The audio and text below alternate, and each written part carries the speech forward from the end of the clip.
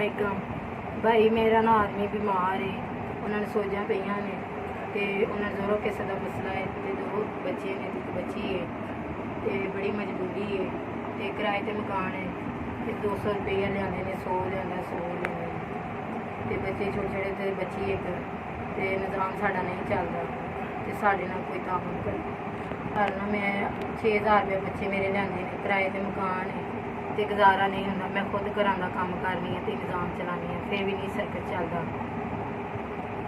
ते आटा भी घर खाण नूं कोई नहीं है तो निज़ाम नहीं चलता। आ मैं लोगों के घरां दा काम करनी है तो मेरे नाल कोई ना घरदियां दी दवाई भी कोई नहीं हैगी तो दवाई भी लानी है तो खुद मैं शुगर की मरीज़ हाँ तो सिस्टम नहीं चलता तो घर खाण नूं आटा भी नहीं है, निज़ाम नहीं चलता तो बड़ा औखा वक्त गुजरन दिया है। मकान भाई ये जिधरों भी है जिन्हें भी भेजा लम्मी तंदुरुस्ती देवे, वो माँ प्यो भी तंदुरुस्ती देवे, वो कारोबार च अल्लाह सोना बरकत पावे, अल्लाह ताला के बच्चों भी तंदुरुस्ती देवे।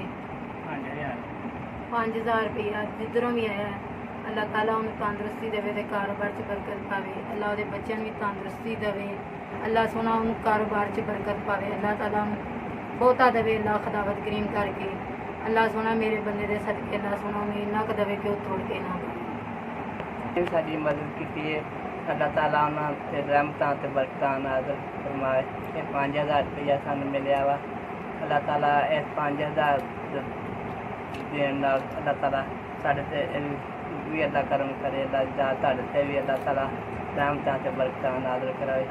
अल्लाह ताला साढ़े बच्चों ते रहमतां करे, साढ़े कारोबार च बरकत अता फरमाए। रवो हसते वास्ते रवो, अल्लाह दी साढ़े ते रहमतां ते बरकतां नाज़िल फरमाए।